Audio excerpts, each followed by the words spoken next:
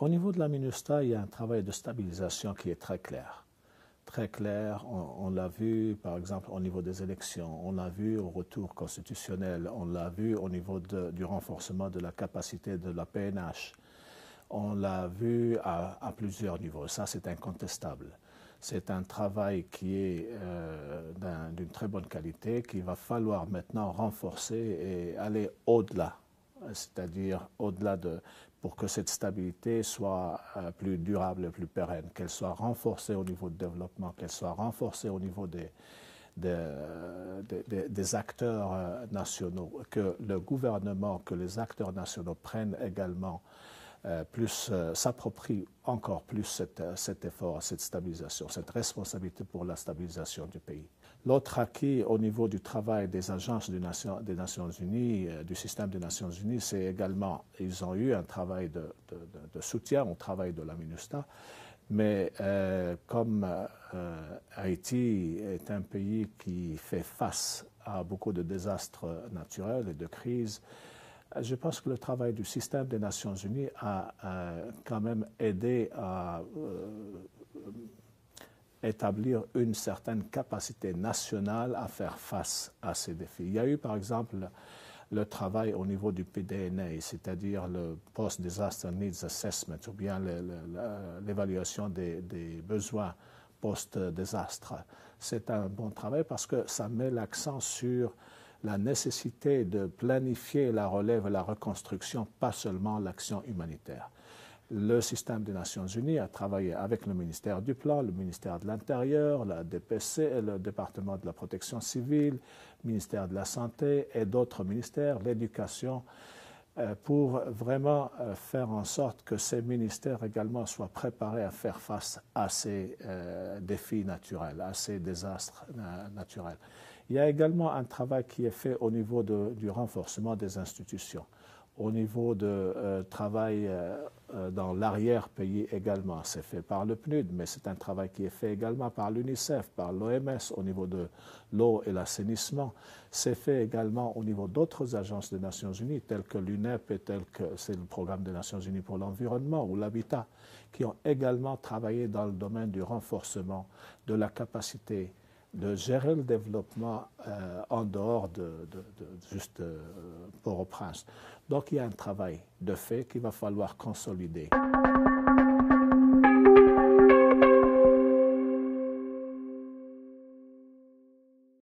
Bien sûr, il y a des défis et je pense que ce qu'on doit faire, c'est faire en sorte, encore une fois, que la partie nationale prenne responsabilité pour la pérennité de ce développement, la pérennité de ces résultats.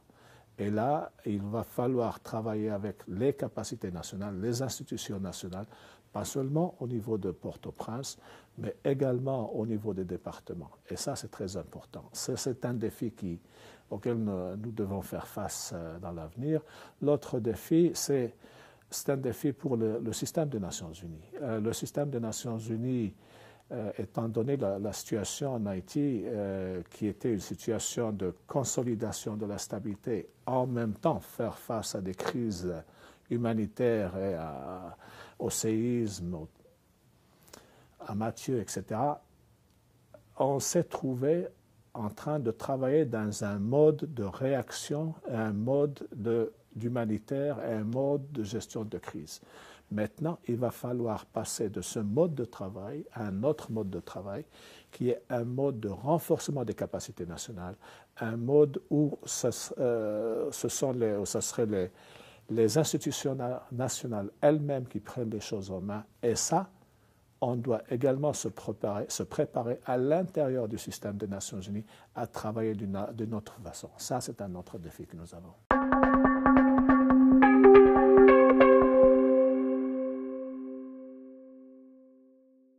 À mon avis, l'un des points les plus importants, c'est de commencer à travailler, à faire le lien entre l'humanitaire et l'urgence et le développement. Il va falloir qu'on mette l'accent plus sur le développement. Je ne veux pas dire qu'on va oublier l'humanitaire. On aura encore à travailler sur l'humanitaire. mais on doit faire l'humanitaire d'une façon qui facilite le développement, qui ne crée pas un bloc pour le développement, mais un humanitaire qui construit, qui met en place les capacités nationales, qui renforce les capacités nationales à produire. Donc c'est un humanitaire qui renforce aussi bien la capacité et la responsabilité nationale dans la gestion du développement. Une chose qui sera également très importante dans le cadre de notre travail, c'est mettre l'accent sur les objectifs de développement durable. Et ça, c'est également très important. C'est sur le renforcement des capacités humaines, c'est le développement humain également. Ça va être également une orientation très claire du système des Nations Unies dans un cadre de travail où ce sont les autorités nationales, les acteurs nationaux qui prennent les choses en main, qui sont en charge du pilotage, et nous sommes dans une situation de soutien et de facilitation et de renforcement de capacités.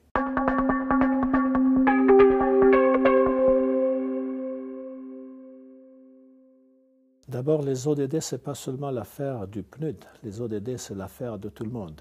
Les ODD, c'est un engagement au niveau global et un engagement au niveau national pour renforcer le développement, un développement qui soit durable, un développement qui met l'accent sur la capacité de l'homme et la femme, un développement qui renforce ou qui protège l'environnement, un développement qui met l'accent sur l'énergie renouvelable, un développement qui met l'homme, l'environnement, la pérennité ou la pérennisation au centre de cette relation. Il y a 17 objectifs qu'on va donc avoir comme guide, et c'est-à-dire l'emphase sera mise sur les objectifs qui sont les plus pertinents dans le cadre de Haïti. Donc je ne peux pas les définir moi-même, mais c'est une définition de ces objectifs qui doit être faite avec le gouvernement, avec les acteurs nationaux et sous le pilotage des acteurs nationaux et du gouvernement. Nous sommes là pour faciliter, nous sommes là pour partager avec le gouvernement et avec Haïti les options et les possibilités d'avancer vers la réalisation de ces objectifs de développement durable. Nous allons les définir également au niveau local, parce que c'est à ce niveau-là que le travail de développement se fait, et nous souhaitons également que grâce à cette emphase sur les objectifs du développement, on aura une plus grande diversification de l'économie nationale, on aura une plus grande participation des acteurs nationaux dans le développement.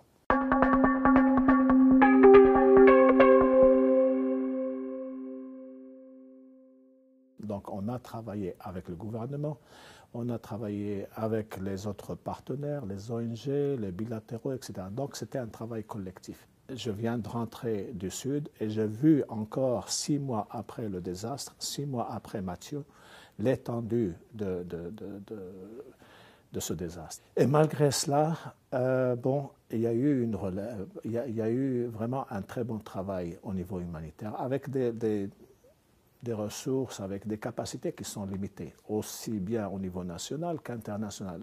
Il y a eu un appui au niveau des partenaires.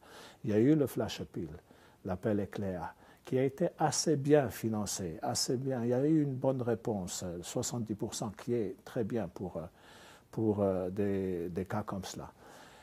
Et il y a eu après cela d'autres appels, mais ce qu'on a vu, c'est que d'abord, une réponse au niveau urgence qui est assez bonne, au niveau de la nourriture, au niveau de l'abri, au niveau de la santé, au niveau de l'assainissement, qui est assez bonne. Mais il reste encore des gaps, il reste encore des besoins au niveau humanitaire et des besoins au niveau du relèvement.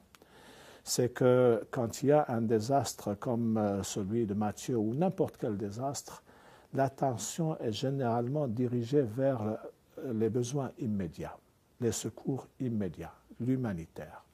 Et pour une raison ou pour une autre, on oublie un peu les besoins pour la relève, la reconstruction.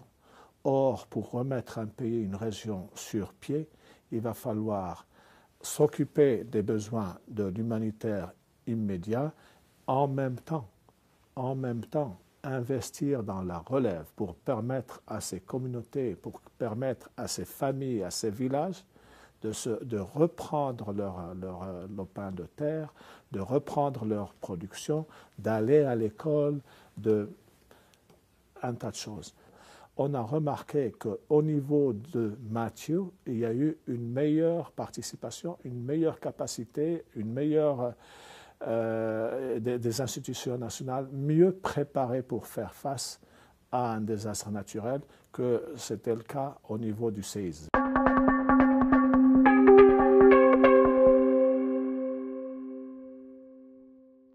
Quand on fait le travail humanitaire et on met l'accent sur l'immédiat, sans regarder un peu la reprise et la relève et la reconstruction des capacités productives des collectivités, ça ne résout pas le problème entièrement.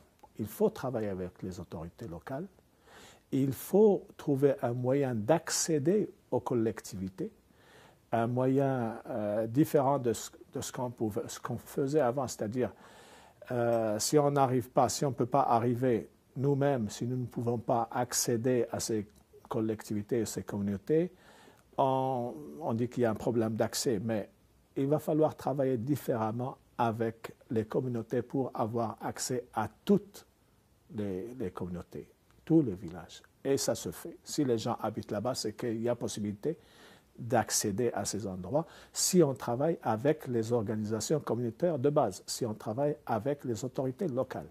J'étais à Port-Salut, j'étais au Cail et j'ai fait la route jusqu'à Jérémie. On a eu une réunion avec l'équipe humanitaire à Jérémie et il y avait également une présentation Port-Salut par la CNSA sur la situation alimentaire au sud.